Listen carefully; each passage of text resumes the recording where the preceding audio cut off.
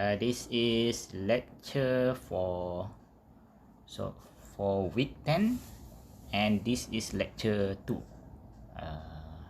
for Thursday, 3rd of June. Okay, so we are still in topic 6. This topic is about capital investment in advanced technology. In the previous lecture, I have explained about the introduction about investment in advanced technologies. You have seen that the investment in advanced technology is very important for a business in order for that business to survive and also to prosper, to perform well. And one of the issue that you have seen in the previous lecture is when a business want to invest in advanced technology, one of the problem is most of the time the benefits of investing in advanced technology cannot be expressed in terms of dollar and cents. The benefits mostly are in the form of improvement in quality and the ability to compete in the market. So that is the issue. So today, in this lecture, you will learn about common or traditional techniques that are used to evaluate investment. These traditional techniques are techniques that have been used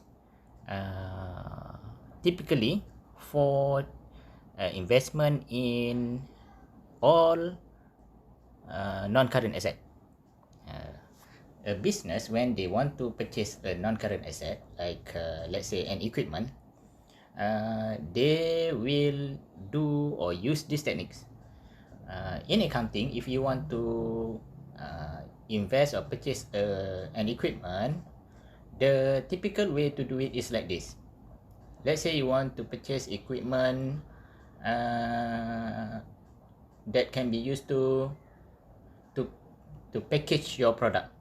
So to purchase a good equipment for your business, you have to find several alternatives of equipment, maybe 4 different brands, and then you have to do analysis for each brand. What are the costs? What is the cost and the benefit that you will get from the equipment? So from these 4 brands of machine or equipment, you will see which equipment will gives you the highest benefit compared to the cost, and then you choose that one. So basically in accounting, when you want to make a decision, you list several alternatives and then you choose the best alternatives. So that is the basic idea. So these are 6 traditional techniques that are typically used by businesses out there when they want to purchase a non-current asset or a fixed asset. So let's see. The first one is payback period method. The second is accounting rate of return method, and then net present value method, internal rate of return method, profitability index, and economics value added method. Okay, let's see one by one. Okay, payback period method. Payback period means the length of time in years required for the cumulative after-tax cash flow from an investment to recover the initial net investment outlay. Number of years required to recover a project's initial investment from the cash flow generated from the project. When after-tax cash inflows are expected to be equal, the payback period is determined as number of years equal to cost of investment divided by annual cash flow. Payback period is something like this. It measures how many years it takes for a business to get back the amount that they pay or invested when they purchase a non-current asset. For example, a company want to purchase an equipment, and if the company purchase the equipment, the company has to pay $50,000. So using payback period, the method can be used to calculate how many years it takes for the business or the company to get back the $50,000 that they have invested. The way to do the calculation is like this. So if the investment is 50,000, then the company has to calculate or to estimate how many net cash flow they can get from the equipment every year. Let's say every year the business can get 100,000. Let's say the business can get $10,000 net cash flow from the equipment every year. So how many years it takes for the business to get back their investment? $10,000. So in 5 years, the company get back the amount that they have invested. So payback period for this equipment is 5 years. That is the basic idea. So let's say if a business or a company uses this method, the lower the payback period, the better the investment. Let's say there's a company, they have choices to purchase machine A or machine B. Machine A, the payback period is 5 years. Machine B, the payback period is 3 years. So which one is better? Machine B is better because the payback period is low. So it is quicker, faster for the business to get back their investment if they purchase machine B. Okay, let's see. There is an example, I think. Okay, there are several strengths of the payback period method. First, it is easy to compute. I have made an example. Very easy. You find the initial investment, let's say $50,000, and then you estimate the annual net cash flow that the business can get from the asset, and then you can calculate the payback period. Very easy to compute. The second string is business people have an intuitive understanding of the payback period. Everybody can understand payback period. The number of years a business can get back their investment, can get back the amount of cash that they have invested. Point number 3, payback period can serve as a rough measure of risk. The longer the payback period, the higher the perceived risk. Okay, payback period can show you a brief idea about the risk that you have to take when you purchase a fixed asset. So it is simple.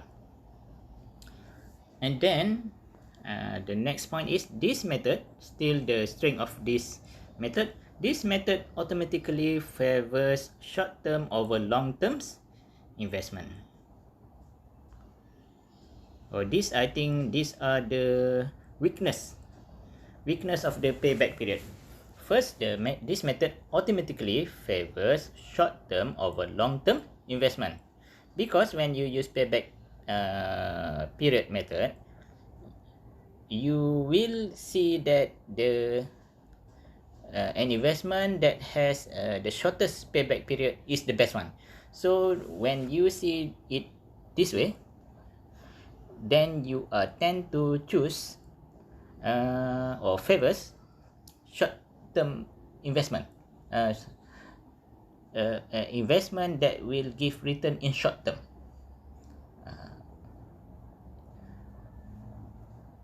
That's the thing that you have to think to aware. You will prefer the an investment with short-term return over long-term an investment that will provide long-term return. Even though the general idea is everybody knows that an investment that will give you long-term return is better compared to the short term. But using this method, you will prefer to choose an investment that will give short-term return. That is the first weakness. The second one is it does not have a clear decision criteria as to whether to accept or reject. The cut-off point is ambiguous. So this method is a simple method. Payback period is a simple method. It is like the calculation is on the surface only. When you want to choose a good investment, you just choose an investment that will be that will generate cash to cover back your investment only. That is a very shallow analysis. So because it is a simple analysis, a simple method. The third point is ignores time value of money and cash flows after the payback period. Okay, the first thing is this method ignores time value of money.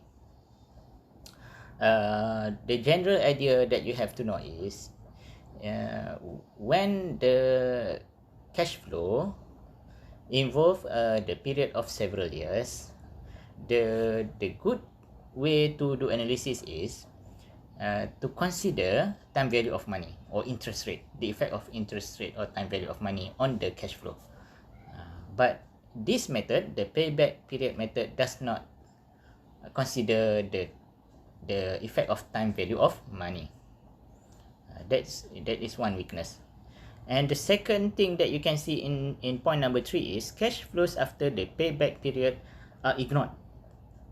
So when you use a payback period method, you focus on the cash flow before the payback amount. But maybe an asset, the cash flow after the payback period, let's say you have two choices, machine A and machine B. Machine A, the payback period is 5 years. Machine B, the payback period is 3 years. So you tend to choose machine B because the payback period is faster. But maybe machine A, the payback period is longer, but the cash flow after the payback period is higher compared to cash flow after the payback period for machine B, for example. So that's the weakness of this method. It ignores the cash flow after the payback period. So this is normal in accounting. If when you have to do you have to analyze something, there are several methods that can be used, and each method has strength and weaknesses. So that is not it is not a strange thing in accounting.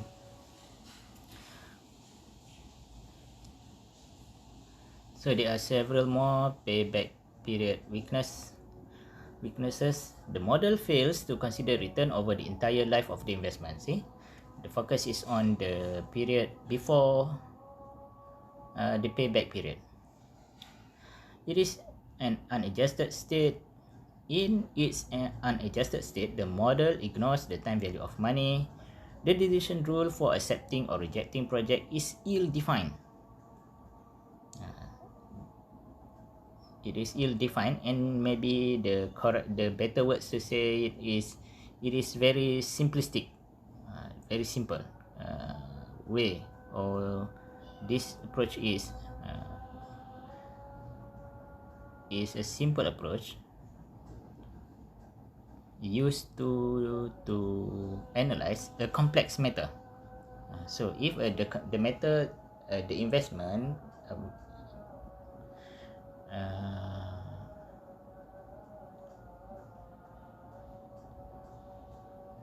investing is a complex matter. Investing in fixed asset is a complex matter, an important matter.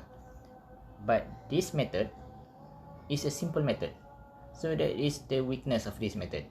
It is a simple method used to analyze a complex matter. So that is the weakness. Point number 4 here in this slide, use this model may encourage excessive investment in short-lived projects. So that's, I think you have seen this point. If you use payback period method, you tend to prefer or choose short-lived project.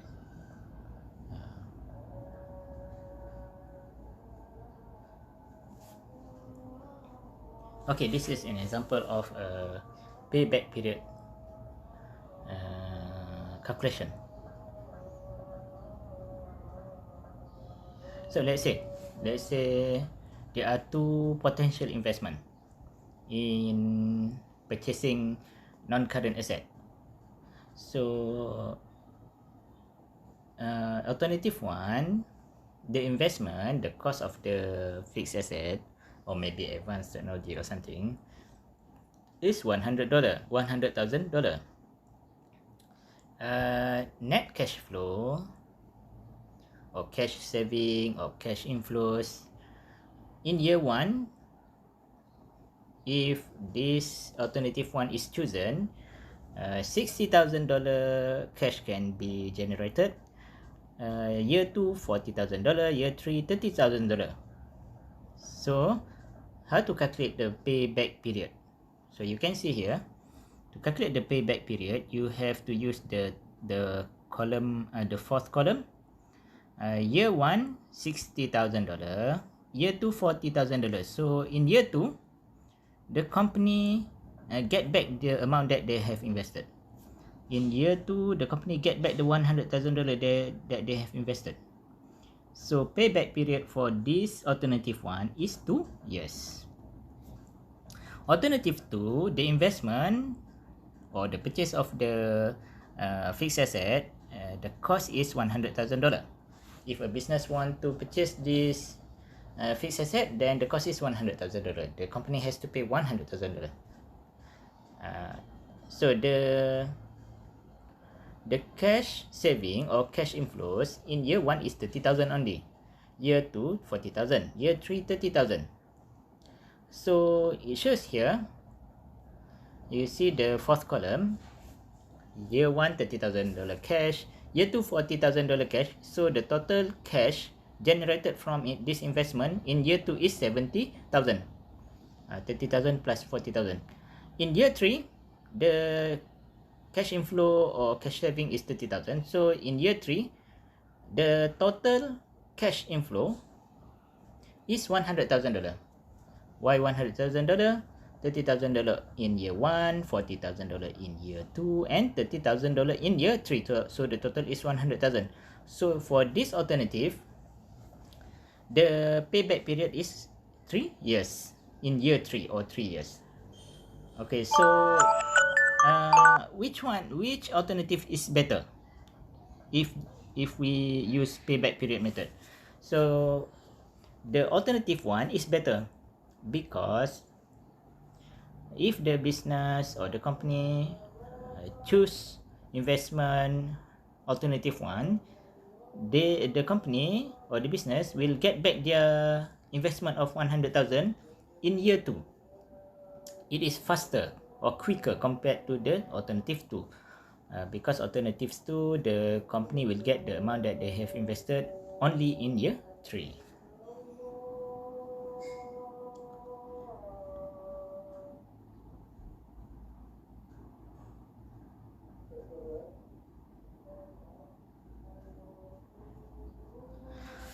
Okay, the second method that can be used to do capital investment analysis, and this is still a traditional method, it is called accounting rate of return method.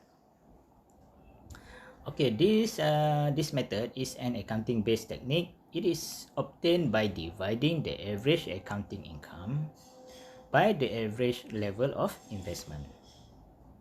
this method still ignores time value of money and suffers from deficiencies in GAAPs.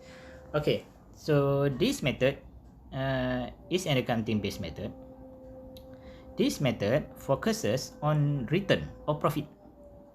Payback period method, the method that you have seen in the previous slide, is a method that focuses on the cash flow. This method focuses on the profit or return. Okay, and this method still ignores time value of money. And given that it is an accounting-based technique, it suffers from deficiencies in generally accepted accounting principle. It means that when this method is based on accounting, is an accounting technique, you do this method using accounting numbers. Accounting numbers can be manipulated. So this method suffers from deficiencies in GAAP. It means that this method maybe is exposed. This method is exposed to the weakness in accounting standard. If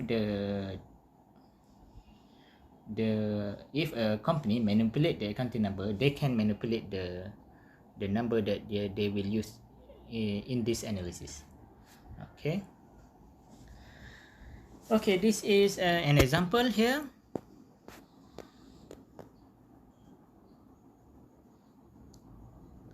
There are 3 years data, revenue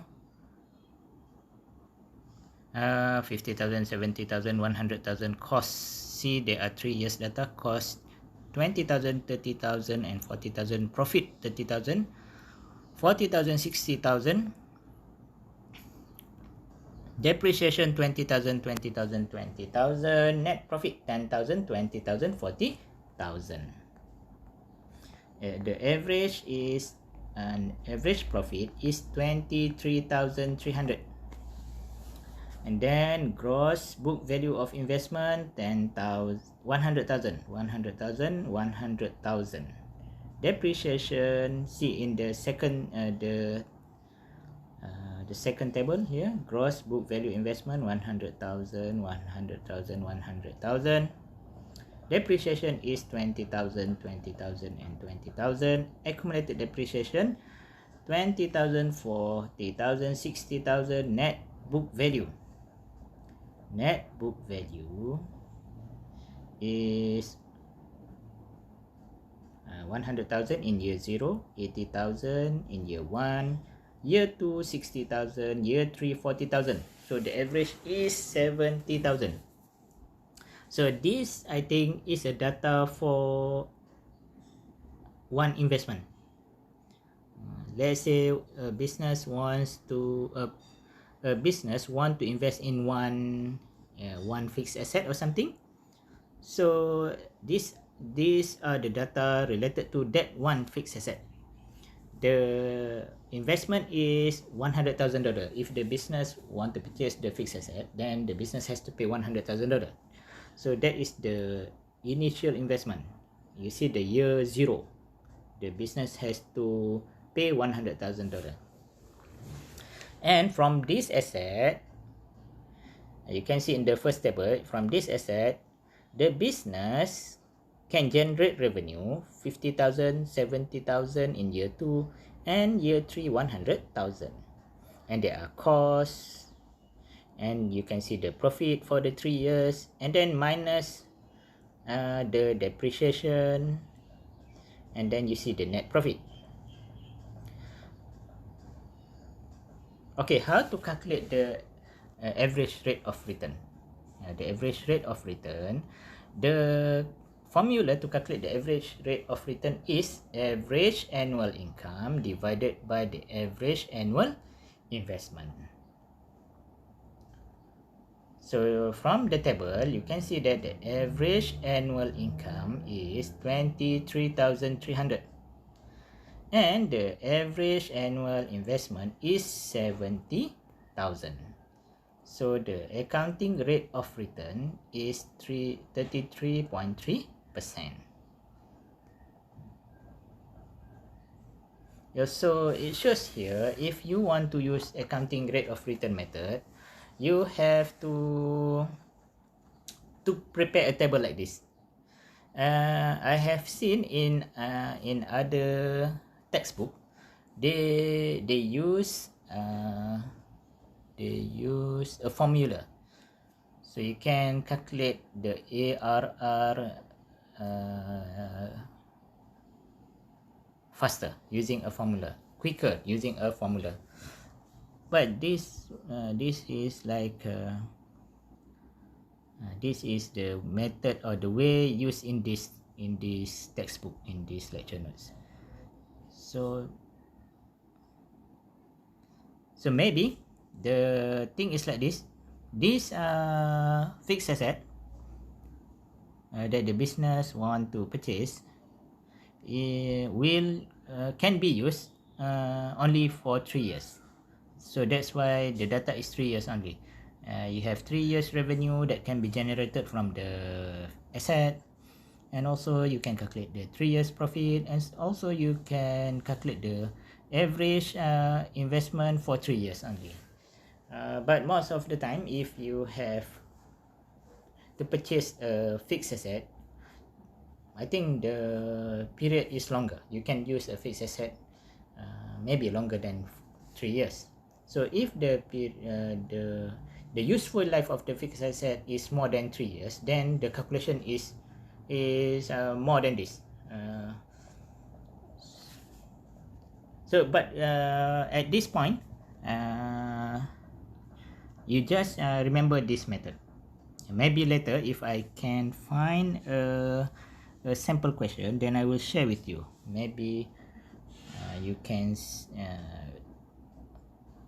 in other sample question, they show you how to use a formula rather than to use table. Okay, let's see. But there are several pro and contras of accounting rate of return method. First, it takes all the years into account. The pro, I'm right. When you use average rate of return method, you consider all the years or all the useful life of the asset into account.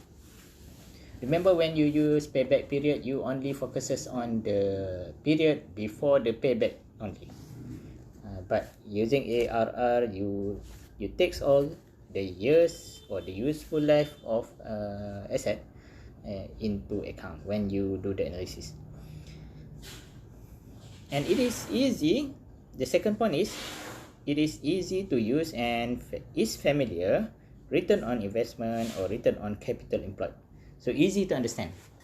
This method, when you see the calculation, the logic is you choose the most profitable investment. If there are 3 investments, then you choose the investment that will generate the highest ARR. The investment that will generate the highest profit for your company. But there are several contrasts or weaknesses. First, it is purely based on accounting figures and not on cash flow. Thus, it does not take into account the working capital requirements that are needed for investment. So the weakness of this method is it focuses on the profit only. It does not consider cash, even though you know that for a business, cash flow is very important. A business can make profit, but if the business does not have a sufficient cash, then the business can collapse. So this because in accounting we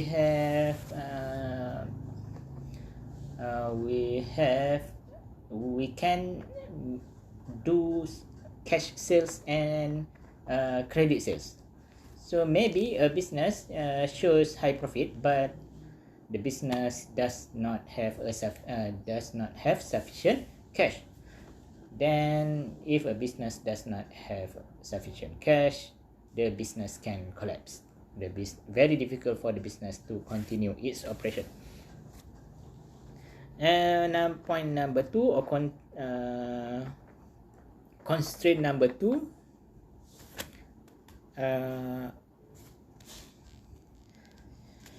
this method can be manipulated by changing accounting methods like depreciation rates and method. Say, like I said earlier, this method, if you manipulate the accounting number, then you can manipulate the result of this and this ARR calculation. Constraint or contra number 3, there is no account of time value of money. Still, this method, the analysis is to be done on a long-term investment, but the analysis does not take time value of money in its account. It does not consider time value of money in the calculation. And then point number 4 here, having calculated the return, we still do not know whether the return is acceptable or not. The method shows the amount of return that can be generated from an investment, but the method does not has a cutoff whether the return is good or not. It just shows, okay, this is the amount or the percentage of return, but we do not know at what percentage the return is good. If the return is only 5%, sometimes it is good, sometimes it is not good. So how to know positive return is a good return? Using this ARR method, we do not know. It just produce a number, and we have to decide whether it is a good return or not.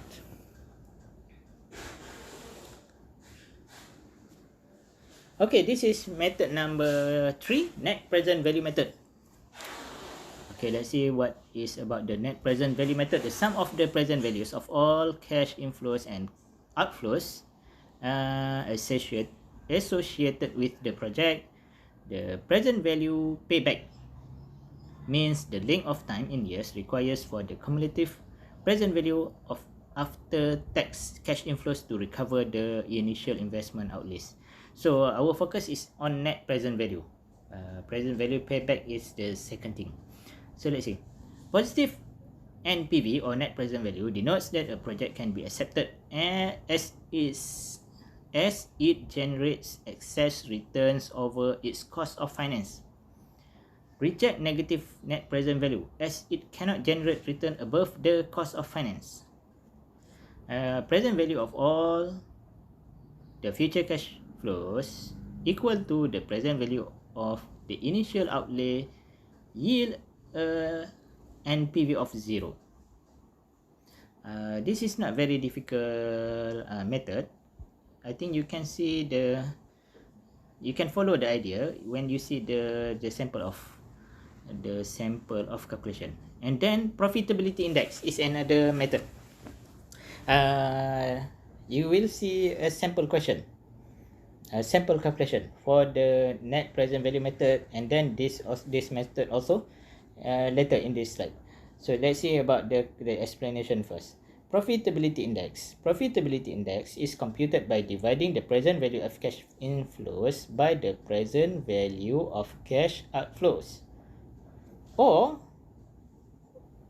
present value profitability index equal to NPV divided by initial capital investment outlay. The index has to be more than 1 for any project to be acceptable and used for comparisons of mutually exclusive projects. Okay. Internal rate of return. The discount rate that makes the project NPV equal to 0. This is a complex method. Easy to understand but difficult to do the calculation. I think the calculation is if you see the textbook, maybe you can see if the calculation is to be done manually, it is difficult. Maybe there's a way to calculate the internal rate of return using your scientific calculator. Maybe it can be done very quickly. If you have to do it manually, it is very is a difficult calculation, because you have to guess the rate of return. Okay, let's say the discount rate that makes the project NPV equal to 0. If the internal rate of return is less than cost of capital, do not invest in the project. Interpolation method, you have to take two discount rates, one rate that gives a positive NPV and another discount rate that gives a negative NPV, and interpolate the IRR.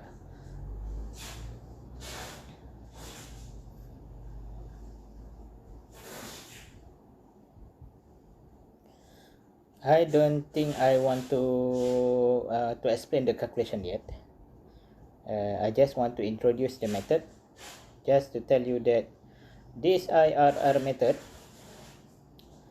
I think, can be calculated quickly using your scientific calculator or something. But if you have to do it manually, it is not easy. You have to guess the percentage or something. Okay, I think this one is good. Okay, this is a sample question, I think. So let's see. So this is a sample question. There is a project. The project is like investment in a fixed asset. So you see the data here. Year 0, the initial outlay is $100,000. So if a company want to do this project or want to invest in this non-current asset, the business has to pay $100,000. That's the initial outlay. We make it simple. If let's say this is something like this, a business want to purchase a fixed asset. If the business want to purchase the fixed asset, the business has to pay $100,000. So that is shown in year 0. That is the cash out. And then if the business invested in this fixed asset, in year 1, the business will get net cash flow 20,000. Net cash flow is equal to cash in minus cash out. When a business purchase a machine, a fixed asset, the fixed asset most of the time can generate cash flow. The simple example is the machine can be used to produce, the fixed asset can be used to produce a product. The product can be sold. So when the product is sold, the company will get cash in. To run the machine, the company has to pay something. So there is a cash out. So cash in minus cash out equal to the net cash flow. So in year 1, the net cash flow is estimated at $20,000. Year 2, $30,000. Year 3, $40,000. Year 4, $50,000 net cash flow. Net cash flow. Okay. Using present value factor of 10%, the net present value equal to $7,150.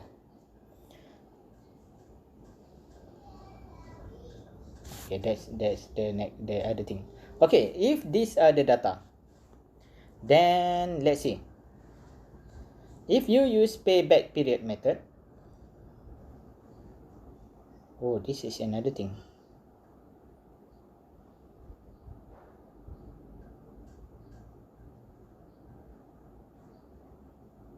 I thought this example is coming from the previous slide, but this one is a different example.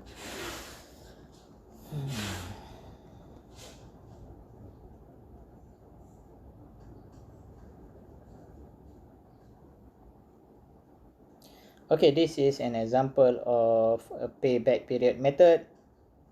You can see that in year 0, the cash outflow, the initial investment is 75,000. Year 1 cash flow is 30,000. Year 2, 25,000. Year 3, 15,000. Year 4, 10,000. Year 5, 5,000. So when is the payback period time? So the payback period time is between year 3 and 4. So that is the thing to show you about the payback period. So the payback period is 3.5 years. Okay, and then see the calculation for accounting rate of return.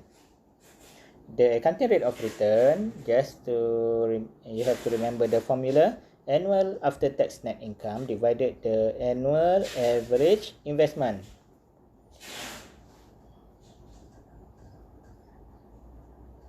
The following data are related to a company decision whether to purchase a machine. The cost is $180,000. Salvage value is $15,000. Annual after tax net income is 40,000. Assume net cash flow occur uniformly over each year, and the company uses straight line depreciation. What is the machine accounting rate of return? Okay.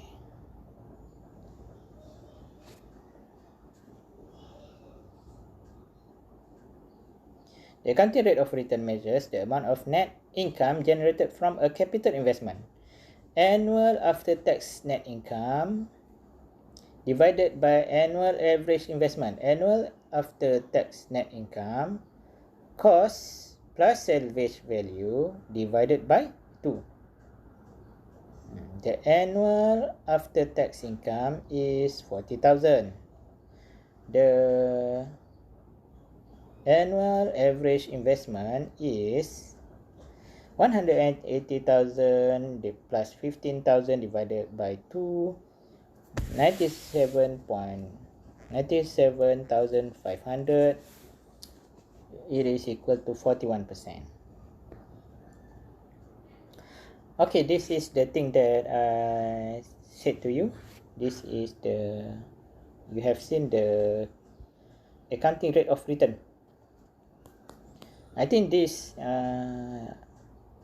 in the previous slide, when you see the accounting rate of return method, the calculation is done using two tables. And now here, it is shown that it shows here that you can use a formula to calculate the annual rate accounting rate of return. Before this, I always use formula. I hope later I can share with you a sample question. This is not very clear. For example, in this question, the question does not mention what is the useful life of the asset. How many years the asset can be used. But the question only provides the number, for example, annual after tax net income only. The average, what is the average annual after tax income? It does not explain about that. Okay, this is a present value with uneven cash flow method. When you want to calculate, want to use present value method, there are two ways. There are two things that you have to know. First, sometimes the cash flow is equal every year. Let's say there is a business has to purchase a machine. The machine cost is 100,000. Every year, the machine can generate net cash flow of 30,000 for the period of 8 years. So that is one. The net cash flow is same every year for 8 years. Then the calculation is easier, simple. You just refer to the present value table, and then you can do the calculation. or you can use your scientific calculator. It is very the calculation can be done very quickly. Okay, but the another thing that can happen is the net cash flow is do not equal every year, different every year. For example, a business can invest in a fixed asset. The cost of the investment is $100,000. In year one, the cash flow is $10,000. Year two, $15,000. Year three, $20,000. Year four, different net cash flow. So when the net cash flow every year is different, you have to use this table. Okay, let's see. A business can invest in something, and the business has three choices: alternative A, alternative B, and alternative C. Alternative A, year 1 5,000, year 2 5,000, year 3 5,000. Alternative B, year 1 8,000, year 2 5,000 net cash flow, year 3 2,000 net cash flow. Alternative C, 1,000 in year 1, 5,000 in year 2, 9,000 in year 3. So to do or to use the net present value method, you have to calculate the net present value of the cash flow.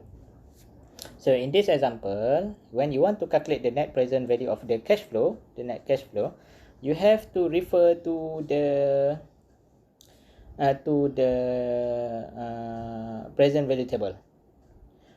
So at 10% interest, the value of one in 1 year is 0.9, in 2 years 0.82, in 3 years 0.7513. So these numbers, the present value numbers, are coming from the present value table. So you have to multiply the net cash flow and the present value number. So you will get the present value of net cash flow. So you can see here present value for net cash flow of alternative A is 435, alternative B 908, alternative C negative 197. The initial investment is 12,000. See, for all three alternative, the initial investment is 12,000. So you can see here which project is better, which project is the best. The best project or investment is alternative B or investment B, because it generates the highest net present value of cash flow.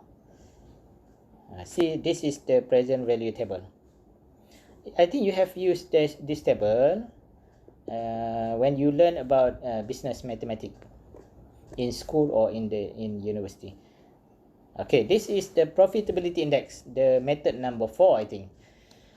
One way to compare project when a company cannot fund all positive net present value project.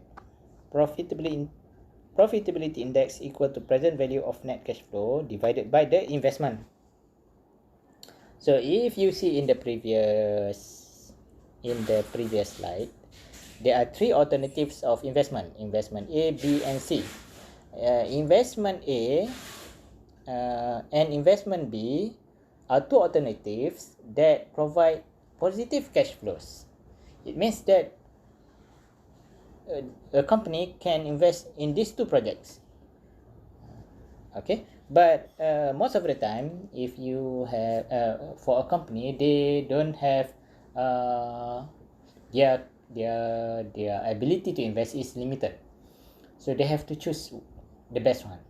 So profitability index can be used to find which investment is the best one, which positive NPV investment that is the best one. So uh, the way to do the profitability index calculation is like this. You calculate the present value of net cash flow for an investment or alternative, and then you divide it with the amount invested. So in this example, alternative 1, the present value of net cash flow is 900,000. Amount invested is 750,000. So the profitability index is A divided by B, 1.2. The second one is 1.5. The third one is 0.9. So you can see that profitability index 1.5, investment number 2 has the highest profitability index. So it should be chosen. These three alternatives, all three alternatives provide positive net present value. They are good investment, good alternatives. But if you want to choose the best one, you can use the profitability index. So using the profitability index, you can see that investment 2 is the best one. Internal rate of return, project with even annual cash flow, project life 3 years, initial cost 12,000 and annual net cash inflows 5,000. Determine the internal rate of return for this project. So this is the method that I said it's difficult to calculate manually, because you have to estimate and you have to do things like try and error to find the IRR. Let's see if I can let's see if you can follow this. Okay, so these are the data. Initial cost 12,000, project life 3 years, annual net cash inflows is 5,000. So 3 years, 5,000, 5,000, 5,000 annual net cash inflow. Okay, let's see. Step 1, compute present value factor for the investment project. 12,000 divided by 5,000 per year. So that is the present value factor. Step 12,000 divided by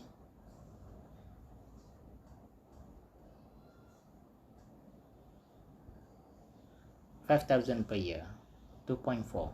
Identify the discount rate yielding the present value factor.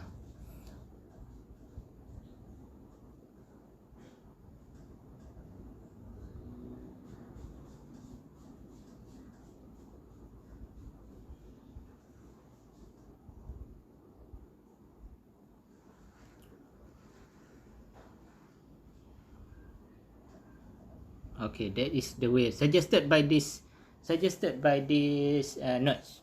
I cannot see the logic here.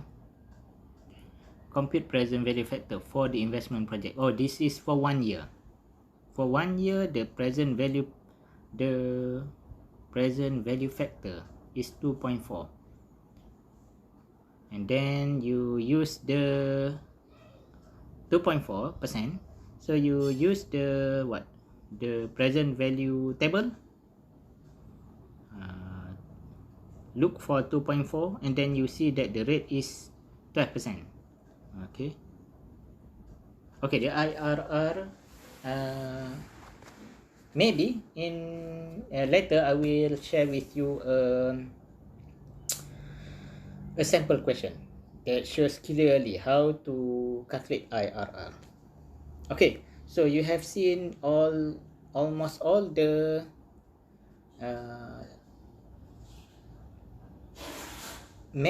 traditional methods that can be used to analyze capital investment, or to do capital budgeting, or to choose the best investment alternative. The first one is payback period and average rate of return method, net present value method, profitability index, and the last one, I think, internal rate of return method. So these are all the traditional methods. These methods have strength, and also each method has strengths and also has weaknesses. So you have to aware about that. So these are limitation of accounting techniques. The techniques that we have this you have seen earlier. In general, they are called accounting techniques because they use accounting numbers. So there are limitations of these techniques. First one, all benefits and costs must be quantifiable in monetary terms. That is the one weakness.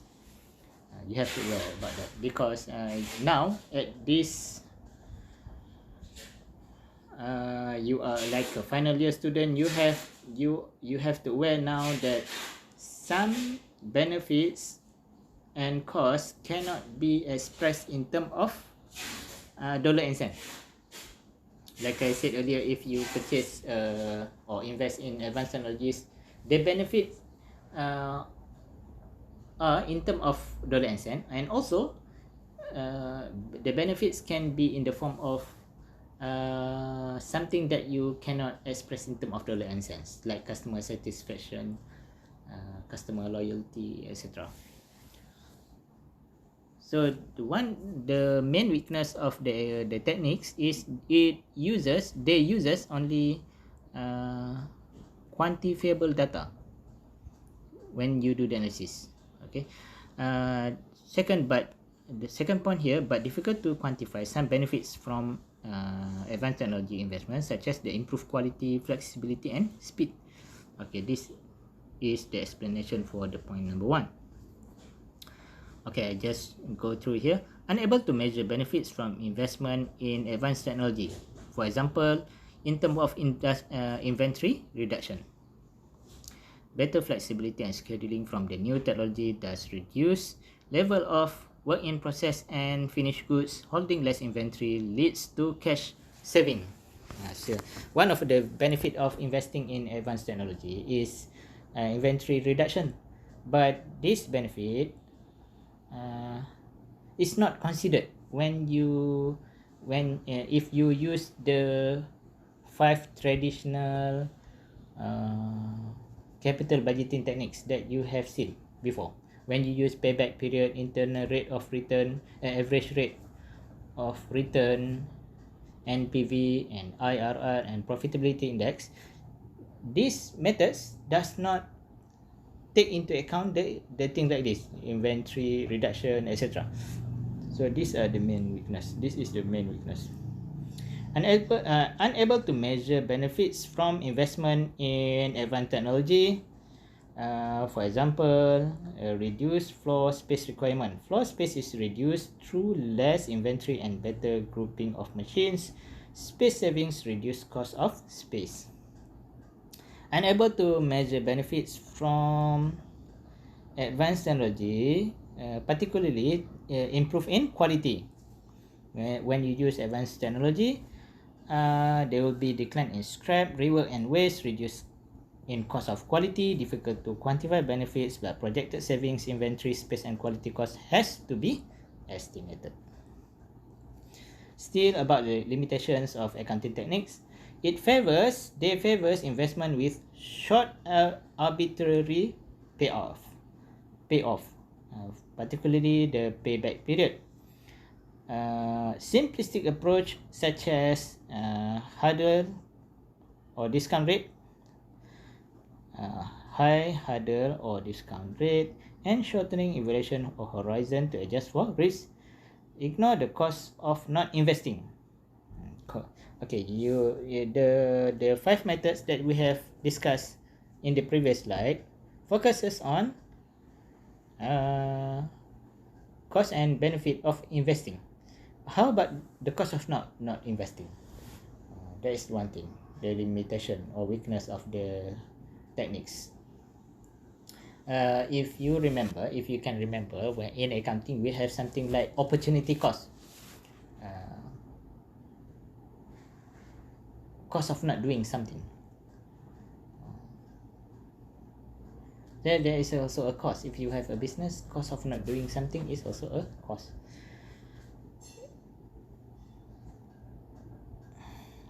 short-term and piecemeal approach lacks strategic instead of focuses on tactical issues. Most of the 5 traditional techniques that we have discussed lack strategics, but it focuses on the tactical or short-term issues only. It focuses on comparing the initial investment with the return that they can get from the investment in terms of profit or in terms of cash flow. Deficiencies of GAAPs, for example, asset capitalization principle, leads to bias towards higher associated investment related costs, and volume-based cost allocated leads to inaccurate cost saving or benefit.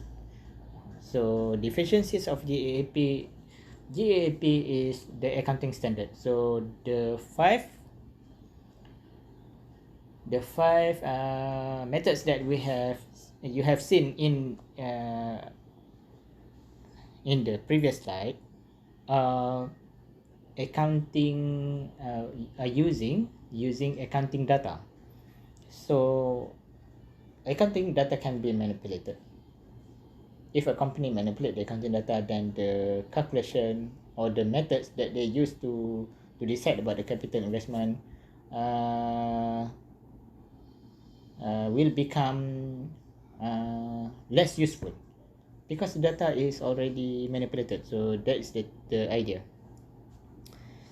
Okay, so you have seen at least 5 traditional way of doing or analyzing capital investment, and you have seen there are several limitations or weakness of these 5 methods.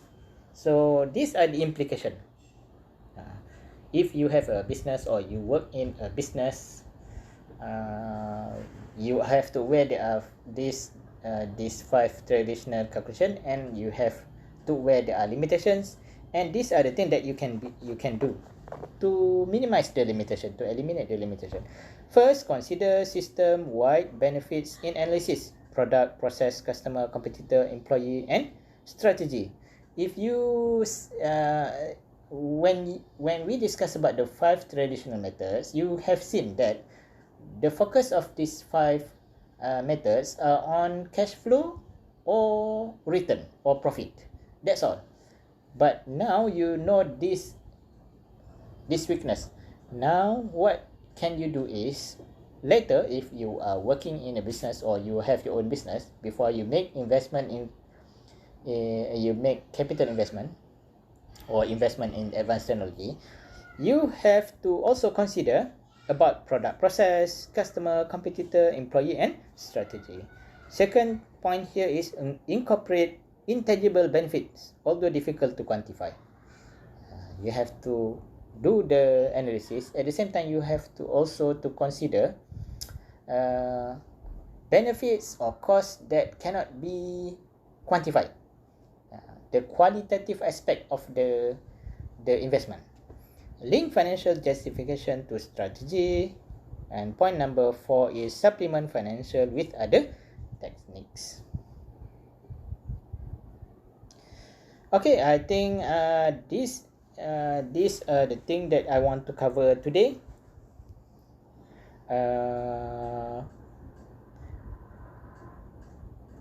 Do not forget to write your name and metric number in the comment section. Thank you very much.